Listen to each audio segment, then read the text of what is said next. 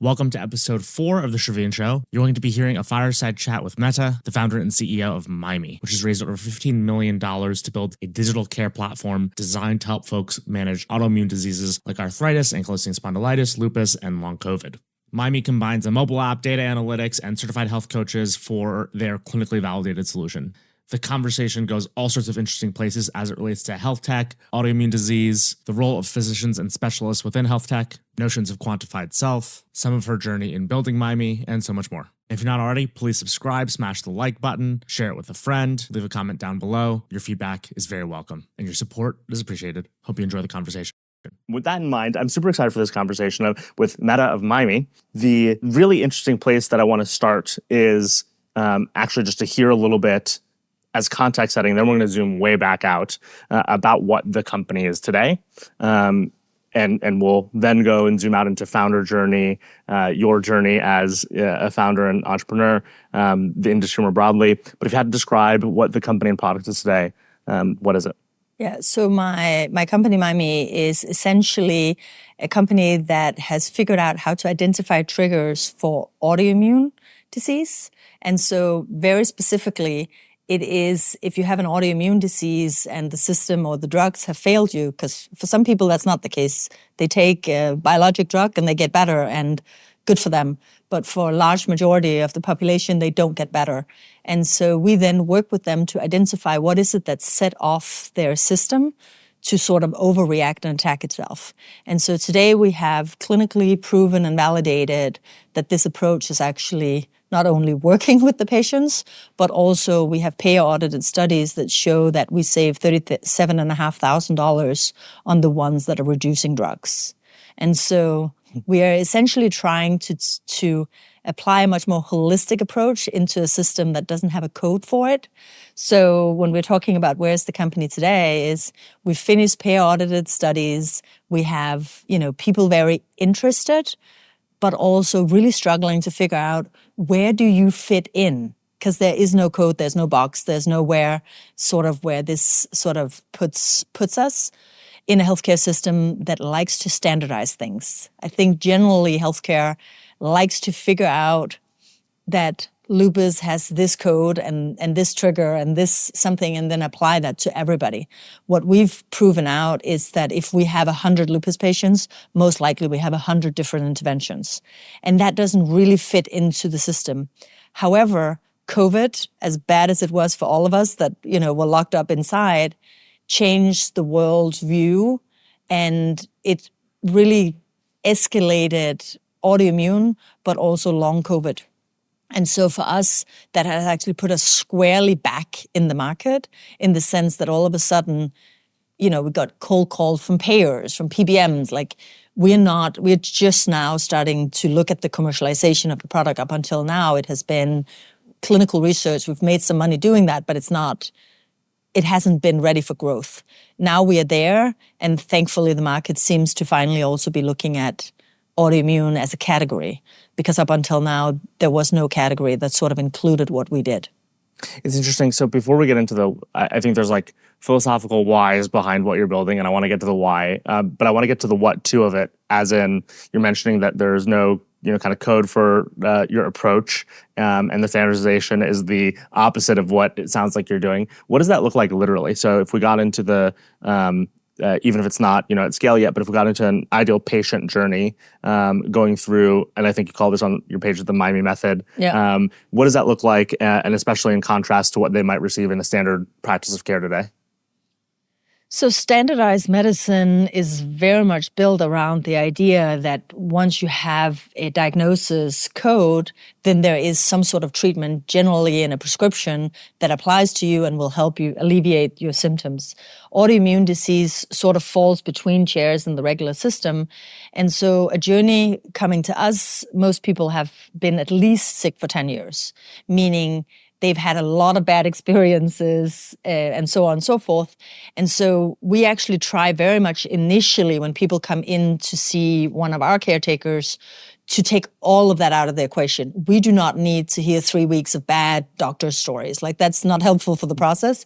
So we actually have only care people that have all gone through this journey themselves and reversed autoimmune disease. And so you have an empathetic ear as a starting point.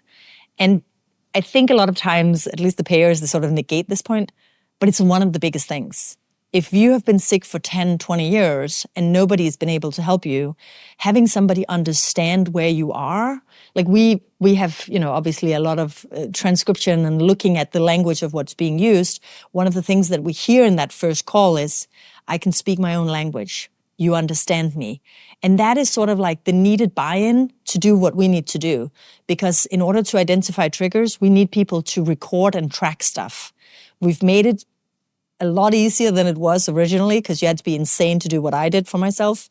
But it still is a couple of minutes a day of input. And people have to have bought into the idea before they actually invest. And so we have about 17 days initially where we have, through the harvesting of all the patients that have gone through the program, understood some low-hanging fruits, things that we can do for people before we actually identify the triggers.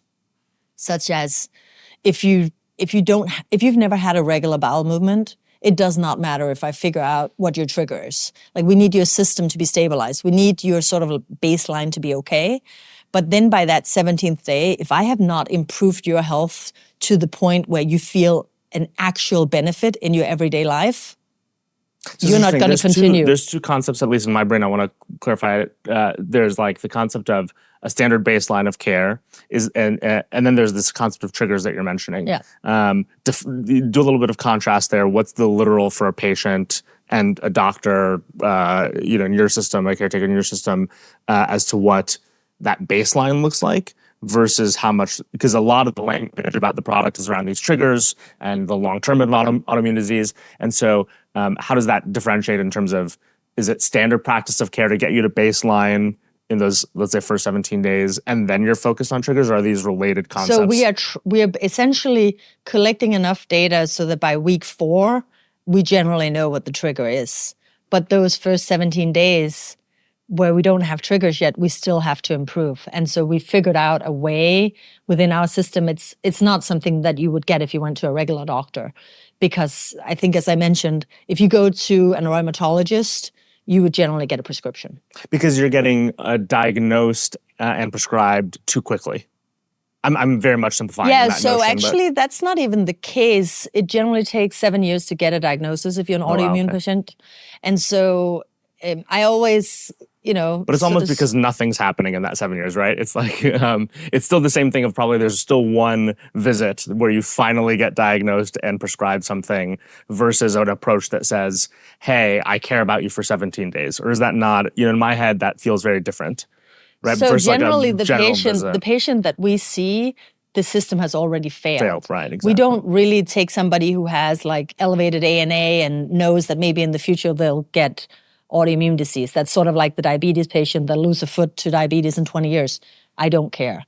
Sorry, but I want somebody where we can create a huge impact immediately.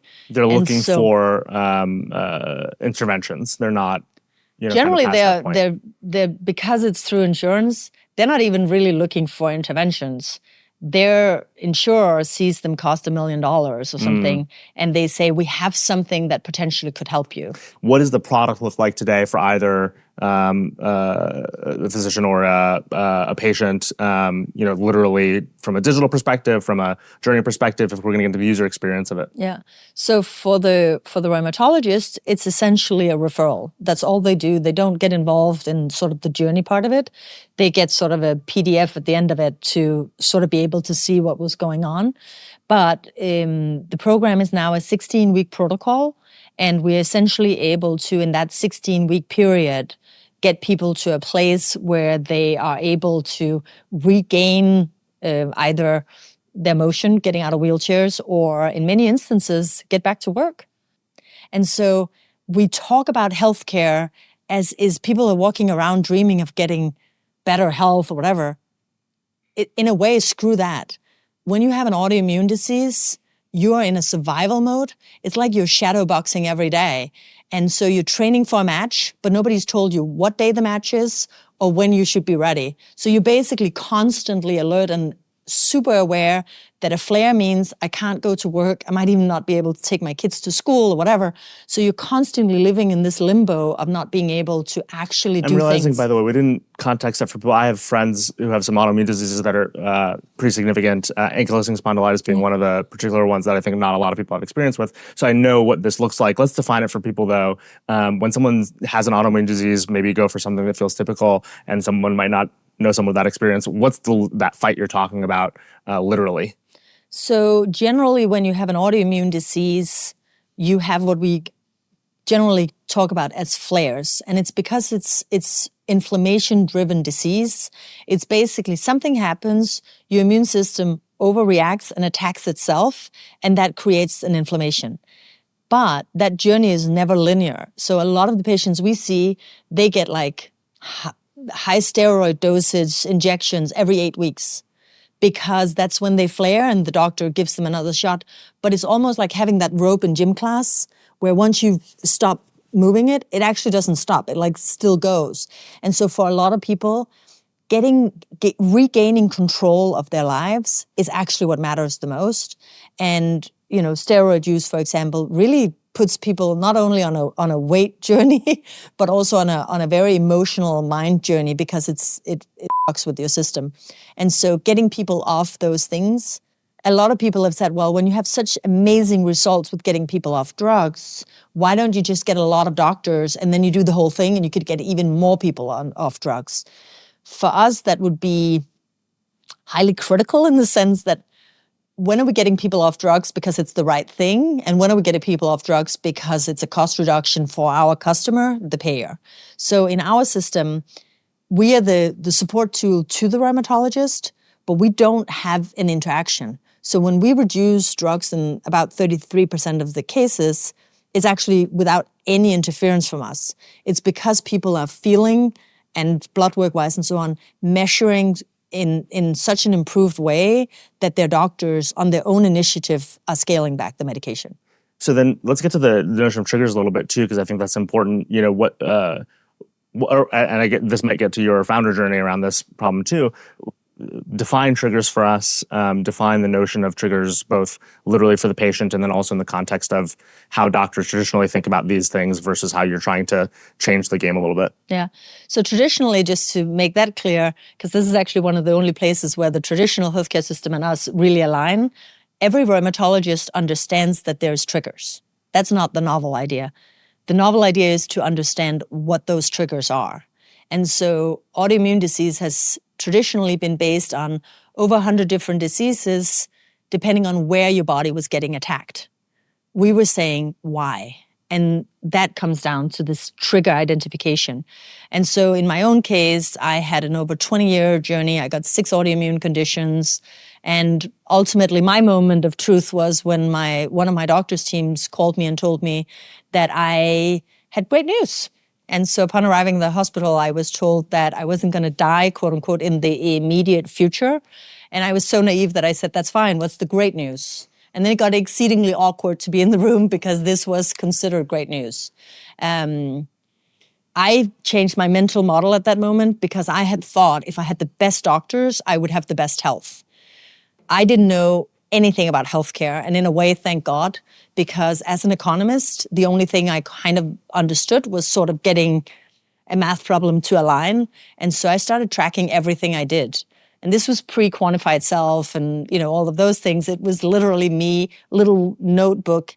And 2 weeks in, it was a mess. Like, if you track everything you do in a notebook, you're not going to make heads or tails of it. And so put it into an Excel spreadsheet, started making some algorithms, started looking at the causality of what actually went on. And in 16 months, I normalized my blood work, reversed all my disease symptoms, and got off all my drugs because I'm severely allergic to chicken. There's no test for it. There's no blood work for it. There's no name for it. If you're celiac, you can get a diagnosis. There's blood work for it. And still only 1 in 5 gets diagnosed. So imagine for the millions of people that have this disease, if actually people had that same overreaction to different things. But that sort of blows the mind of a rheumatologist, right? Because I have 7 minutes. How am I going to figure out what you have as triggers? And so we are sort of going a little bit in contradiction to what people are building in this space, because most people are building concierge practices, taking over sort of the rheumatoid journey and doing it with bells and whistles. What we are saying is there is 44,000 autoimmune patients per rheumatologist currently in the US, and that number is going up every year. There's not enough rheumatologists being, educated. There's states in the US where there is no rheumatologist at all. And so what we want to do is we want to be a tool in the toolbox of the rheumatologist. Of course, it has 2 points. One, we've built something that's actually relatively cheap to deliver. So we don't want to add doctors to it and make it expensive. But more so than anything, if you've been sick for 10 plus years, you're not going to try anything without asking your rheumatologist. So we need to have the buy-in be that their specialist doctor will actually refer them and work with us. I love this point that you made just now. It's that most people approaching this space, whether they're tech startups, whether they're tech-enabled, or whether they're just businesses, building, let's say, concierge, they're suggesting to everybody, leave the system. Yeah. Have concierge medicine. You have enough income to pay for someone to care about your journey who isn't, for example, a specialist. And it's this idea that every physician has to become more of a holistic physician. I love this counterposition you have of actually, no, we want to arm the specialists and we want the practitioners and the system that exists to be better for 2 reasons. One is I come from a family of physicians, and so I think I've experienced that they don't like this problem either, the good ones. No, every doctor wants to be helpful to their patients. Exactly. The concept of the 7-minute visit bothers them sometimes more than it bothers the patient, depending on the patient. And the second reason is because, correct me if I'm wrong, it sounds like you have experienced in your own journey there a real frustration with the results, but that hasn't made you pessimistic about the people. And I think that's very different from some of these practices that go, if I look, for example, at the, I'll get very high level about this, but like the podcast industrial complex that is suggested, never see a physician in your life, here's a bunch of supplements you should take instead for your health. They're taking a very antagonistic view to a system that's failing a lot of people and saying down with the system. And it sounds like you're not that pessimistic about what could be. Is that? Not at all. I actually feel like every person, every company brings a piece of the puzzle. And only when you have enough puzzle pieces do you have the full picture. Like, I always say when some doctors, luckily it's not many anymore, but in the early days, I got a lot of pushback on what we were doing, right?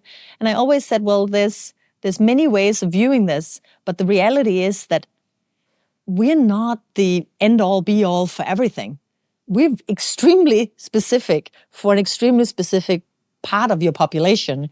And I think that's important. Let's zoom out to business model for a second here. It's really interesting because as you've described this, in my head, it's formed a little bit of an analogy in terms of this whole concierge versus like what you're deciding to do, which is you almost want to be, I don't mean this literally, but it's kind of like you want to be a pill. You said a prescription earlier. It's kind of like, and it's this whole point of you're not attempting to be the always-on service or the replacement for the specialist, but instead a prescription and a method that has, it sounds like a start and an end. Yeah. And that's really interesting because, again, as we talked about, it's the opposite of everything else. But it does mean a couple different things. I'll toss a few things out there, and then I'd love for you to just talk about business model choices you made. But there's a start and an end to the method. So it sounds like there's a closure of some kind. Maybe there's a reopening, but start the method, end the method, your doctor gets all the information, you get all the information, and hopefully that helps you, and hopefully you've been helped along the way, which is different than a lot of health tech companies that try to say, I want to be the journey, I want to be the app on your phone you never stop using, I want to be the interaction between a provider and a patient forever. So that feels very different. The other portion that feels very different is because this is, you made this point in the very beginning, this is a different modality, how insurers and PBMs and all these people think about you in the journey. There's no analogy for it that I know of. So I'm curious, you mentioned there's no code for a lot of these things. Is there an analogy? Are there other similar methods that have been practiced in healthcare? And the third thing from a business model standpoint, now that you've figured out some of this stuff, it sounds like you also have to get, I assume, some patient and provider buy-in as part of go-to-market.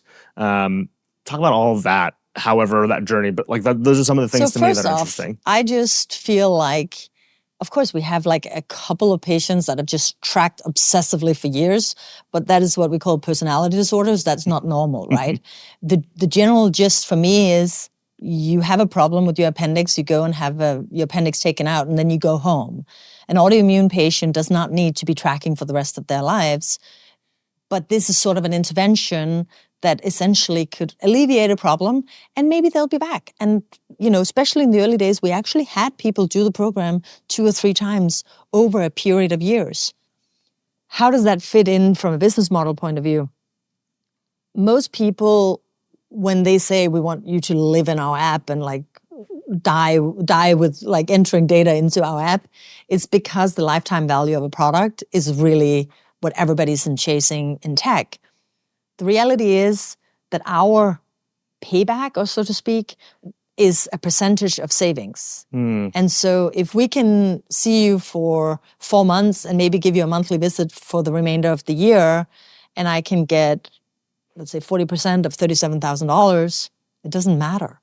And so at the end of the day, we exclude people at the moment who are not on drugs, because the only way to get paid is to provide the payers with a list of code. Interesting. Yeah. So right now, it's not about, do you need Mymee? If you need Mymee and you're not on a drug, you need to pay yourself by going directly to us. But if I work with a payer, I send them a list of drugs, and they scout their system based on that code list. And you could say, well, why is it like that? And that's just how the system works. And so at the end of the day, it's actually quite interesting, because right now I'm talking to the largest pension fund in Denmark. They'd heard about us and they were interested, and we sat down and I said, yeah, so it'd be like a drug code list. And she goes, no. She goes, I think autoimmune patients are hiding behind labels. And this is like, yes, that has always been the case. And she goes, so we are looking in the stress bucket. People who are extremely stressed, and we're finding that a lot of them actually, they're not diagnosed, but they're probably autoimmune. And I thought to myself, wow, like that would never happen here. It's something, a founder that comes up as I'm hearing you talk this entire time is, if I was a venture capitalist and I was sitting here, I'd go, okay, I'm less appealed by how not greedy she seems. Oh, but that's actually kind of interesting, because if you solve a big enough of a problem, right, the money, like... Well, so this is what I was going to say next was, so now I have to decide whether it matters, whether you'll be so good at it that I can still make all of that money. However, there's part of what you're saying that I am appealed to as a founder, which is I feel the same way. I will do what's better for the industry and for the people, because I'm less maybe money motivated as problem motivated, similar to you. Have you experienced this literally when you're in the tech ecosystem talking to VCs? I have literally, when we started having all of this like social innovation venture money out there, I sat across one of the biggest ones in this space, and he said to me, you're just too passionate about the problem. This is not for me. And I remember afterwards thinking to myself, wow, I didn't think that could be the problem. But in hindsight, that, is a thing, right? It's like, but it's also a personality thing. I think it's like, with me, it's sort of like you see what you get. I get people. I very generously share of our misgivings and the things we did wrong along the way. And I feel, and probably also being a woman, I feel that it's extremely important that we do share both the good and the bad and the ugly, because otherwise we don't get anywhere. And particularly in healthcare, it's extremely important that people understand that a lot of benefit is actually thrown out with the bathwater because, it doesn't fit the regular model. And so I feel like for anyone coming after us, there'll be more of a model set up. And it's already being formed as we speak, right? So by the way, I wanted to ask about that. Has anyone ever done anything like this in terms of it's not a pill, it's not a traditional healthcare intervention, but is being injected in the way you're injecting. My there's mental a word model for of it, this. actually. Yeah. So Sean Duffy from Omada, which is one of the largest diabetes players, he coined the term, 10 years ago, as digital therapeutics. So it's basically a prescription for, quote unquote, a product, service that is digitally delivered. They have, about a year ago, changed so they don't use it anymore. Now they are a behavioral change company as they used to be.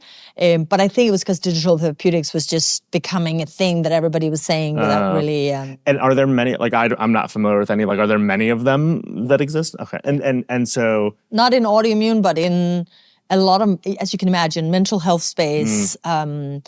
MSK is growing and becoming really, really big because, as you imagine, most people are getting exercises by their physiotherapist. And so during COVID, and even before, but COVID really imploded this space, why do you need to go and see somebody? You could get exercises on your app and actually be much more compliant and deliver results that is visible to the payer. And so diabetes sort of expanded into mental health, MSK, and I think, we'll just see category by category. But even that is an interesting fact because it's not like one payer then says, oh, let me do autoimmune, or oh, let me do, something else. It's like rings in the water. One payer says, oh, let's do mental health or whatever. And then everybody else says, oh, we're doing that too. And so it's sort of, to me at least, interesting that it's always like that. But it must be just because the business case is so strong in a certain segment. Now, let's zoom out even further. The whole idea of personalized medicine is really interesting too, so I'll get a little philosophical here. There's actually this one conversation on YouTube that I found fascinating. There's these two health influencers, Dr. Mike, who's very popular, I think, from being like voted the sexiest doctor in like 2010 or something. And then this guy, Dr. K, who does mental health and some stuff that comes from kind of alternative or traditional medicine. And there was this really interesting video, and I brought this up at Founders Friday to a couple different health tech founders because the notion was Dr. Mike talking about Western medicine and RCTs, randomized controlled trials, and like mass evidence-based medicine. Versus Dr. K bringing up that, traditional methods of medicine took a more individualized and personalized approach. It tried to figure out what was going on with the person to apply a specific intervention. And it's this really interesting conflict and debate because the Western medicine approach clearly has better outcomes on a mass population. And that's why things like RCTs work is it suggests that it shouldn't be the person that we try to figure things out for. We should try to figure them out for the masses because that's what's going to find us the interventions that work for most people. And then the pushback from Dr. K is, well, actually, though, that's true, but now people are looking for personalized interventions where the mass intervention just won't work. And so we have to be more open-minded. Now, he's pushing some things specifically around, kind of older practice that, again, alternative or whatever you want to call it, holistic medicine that might or might not be interesting to someone like me who's very Western medicine oriented, but I liked some of the pushback in terms of, oh yeah, it makes sense to me that there might be an intervention that doesn't work for somebody coming out of our more mass-based approach. I'm curious for you to talk about how you've experienced this. And again, I think you've been super balanced in it so far as I've been fascinated of suggesting you want to enable these people who do provide, again, a very prescriptive approach to mass demographics.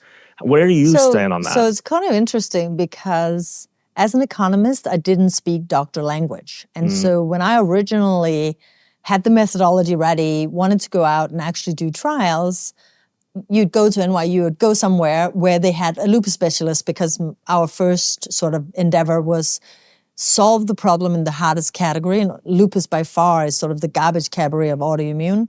And so I would go and talk to these highly acclaimed specialists and I would say, yeah, we see like nightshade might have a little higher percentage. And they'll be like, what's that? Like they had no idea what we were talking about.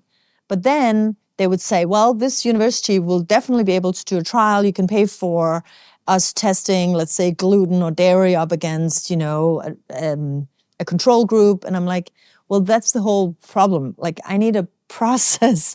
I need to be able to say, this person has gluten, this person has potato, this person has chicken.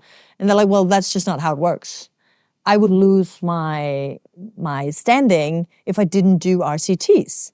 And so I was like, well, thank you very much, but that's not going to help me.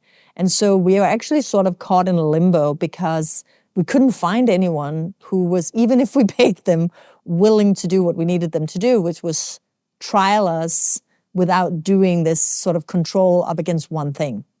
And so we ended up getting super lucky, and really kudos to Richard Park and his team. But CityMD, their CEO, had just done a partial liquidation by Warburg Pincus and had a lot of cash. And so him and 9 of his doctors came in with the seed funding of my company, but everybody also got a hat. So there was one guy who had once done a lupus study as a PI. He was the PI. Somebody was the controller. He was like, everybody had sort of like, and maybe not everybody, but some of them had all roles in our first sort of mock-up trial that was done outside of a university setting, where we essentially took 50 lupus patients, proved out, amazing results and so on and so forth, of course, the better. And then Daniel Rothman, who actually still works for Dr. Park, came up with the idea that one of the reasons could be that my sort of personality was not necessarily the best working with doctors, that coming in saying, hey, there's different ways of doing this. So he said, well, maybe try a different thing. And so we found people who, for example, was on Twitter saying, hey, we just did this amazing study on lupus. And I would then reach out to Northwell and say, hey, we just did this study on lupus and the results are too good to be true. You're the experts. We clearly don't know what we're doing. Could we get a little bit of your time to take a look at it and see? And I particularly remember a meeting with Dr. Betty Diamond, who is like she's the expert over the experts in the US.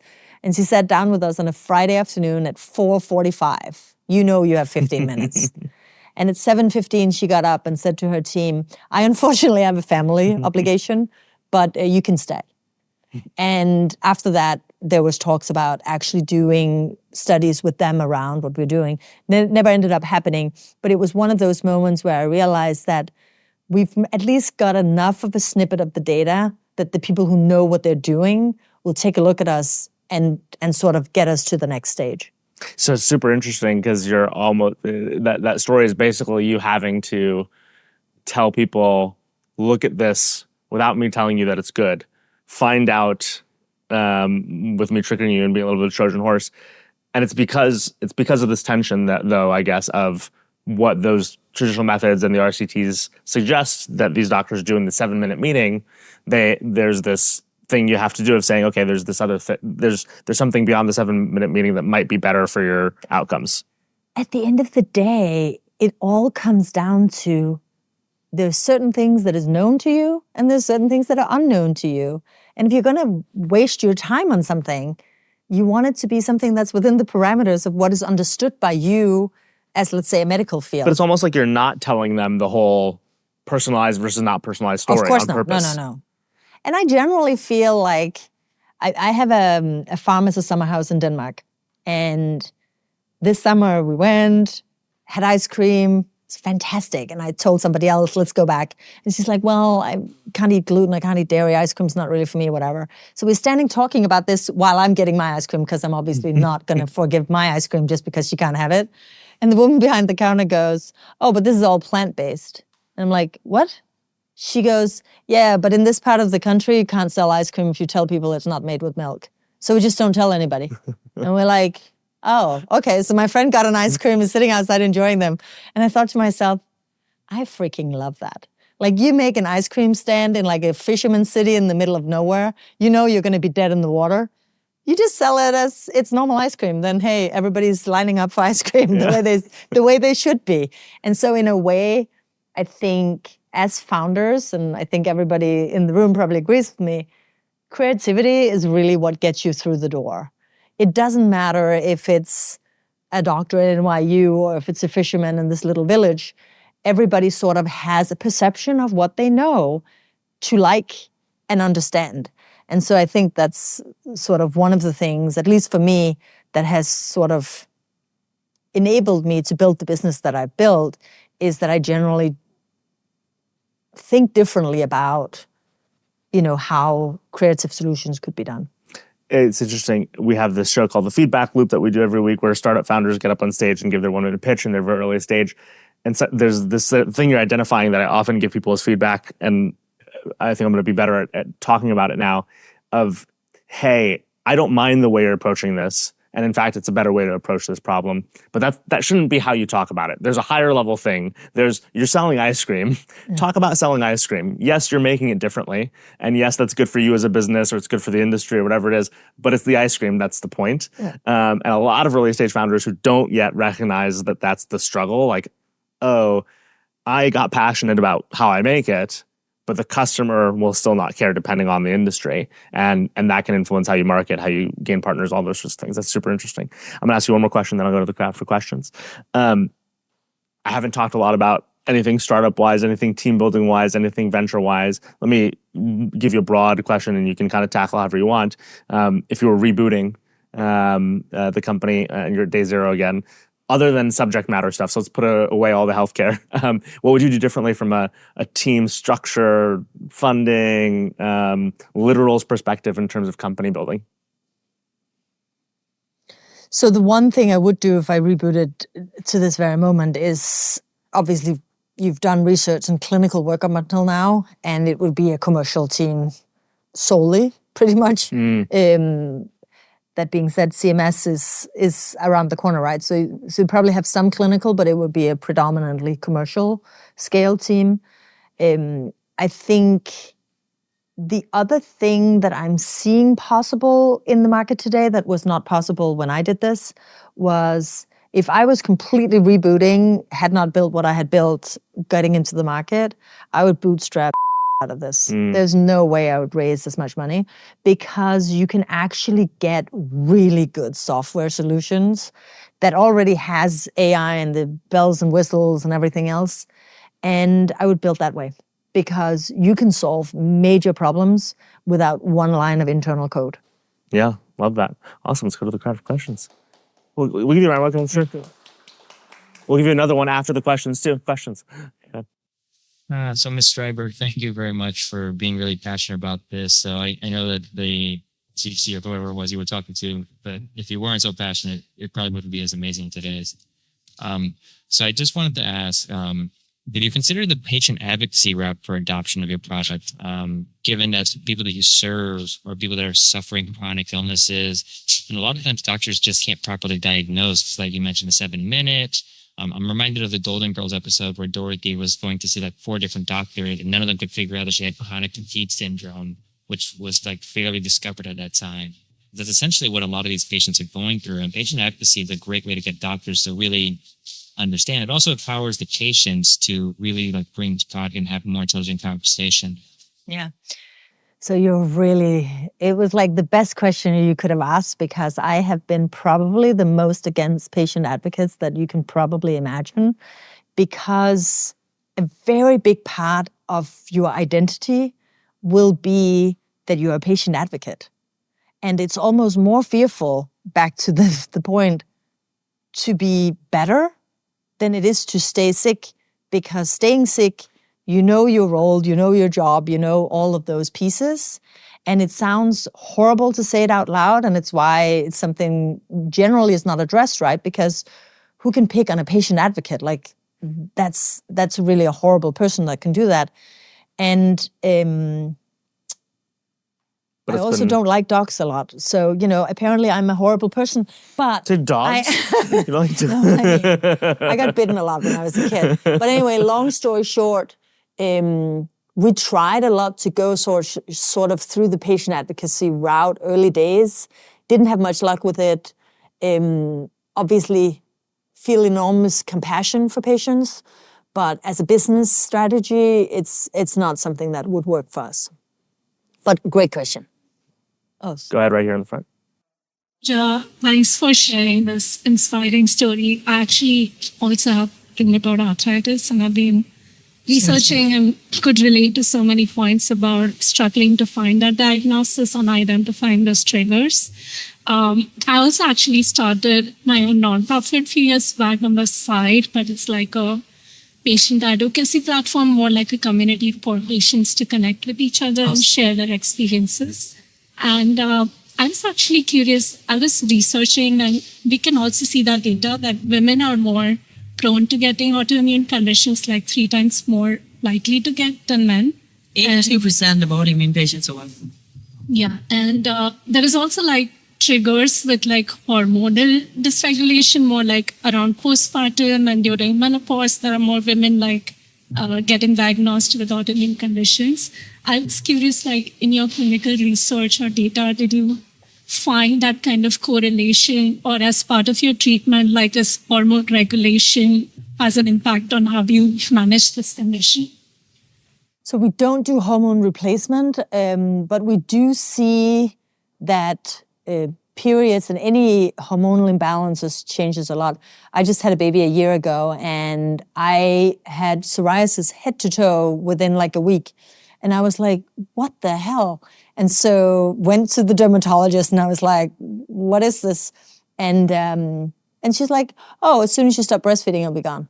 And I was like, excuse me? And she's like, yeah, it's like your body is wet when you're breastfeeding. And I'm like, oh, okay. And so I just stopped breastfeeding, and it went away.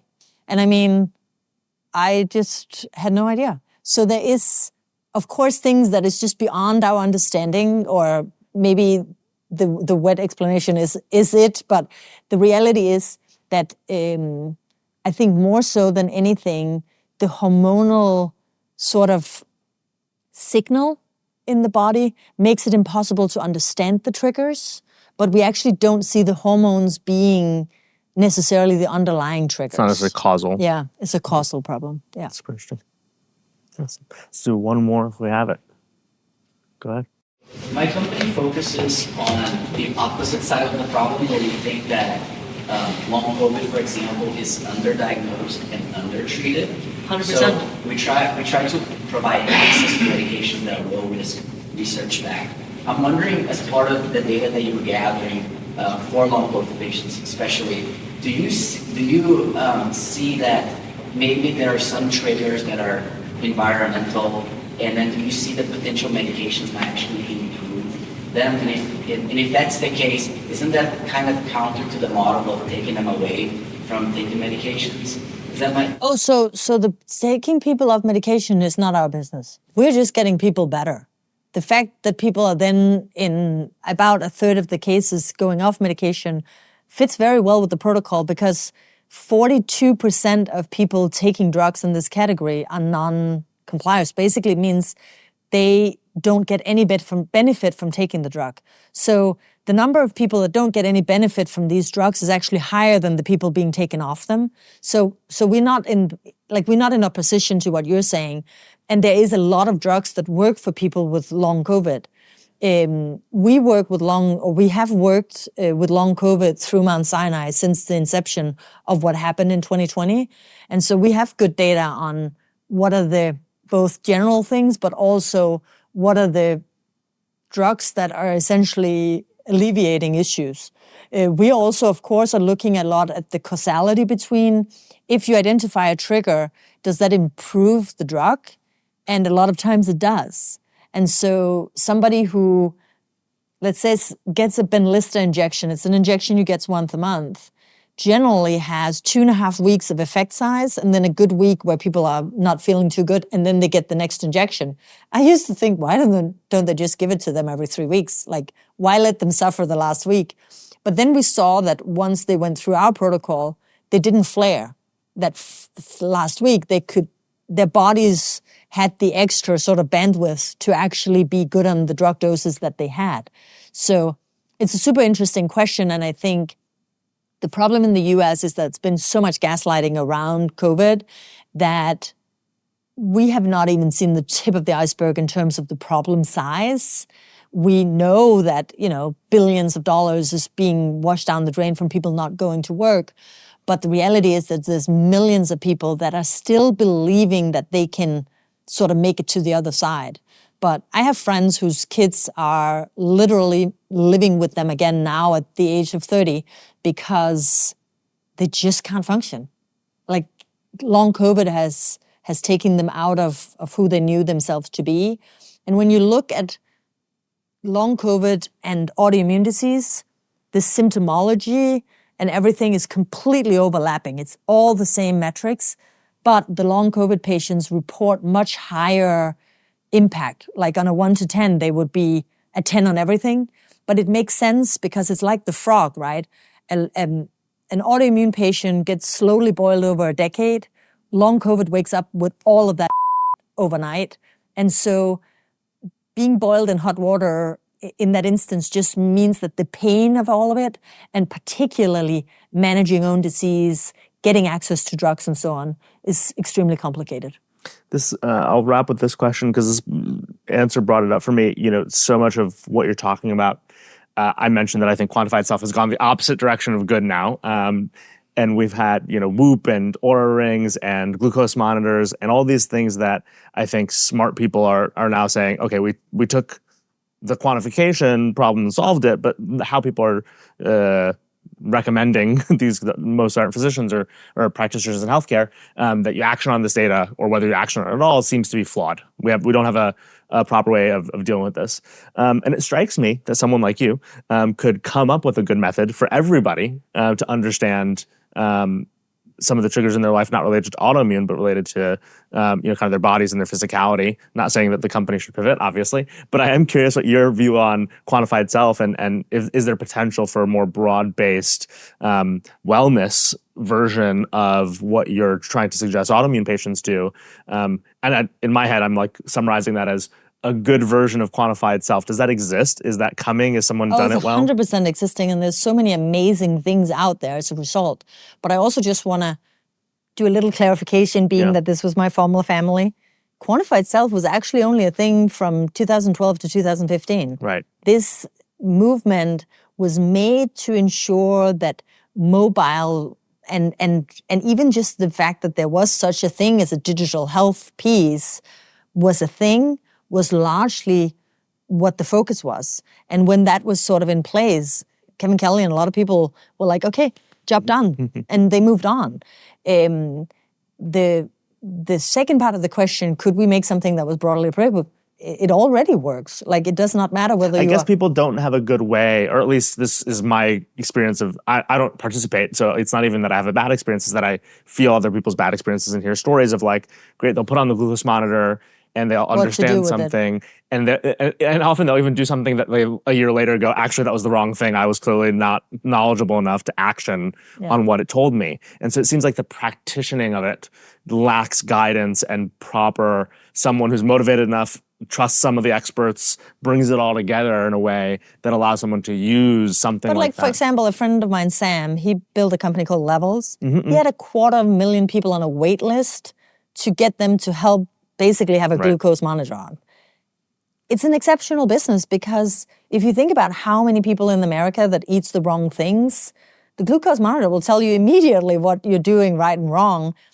But again, navigating it is the hard part. Right. And so what Mymee is essentially a navigation system. We could potentially work with everybody.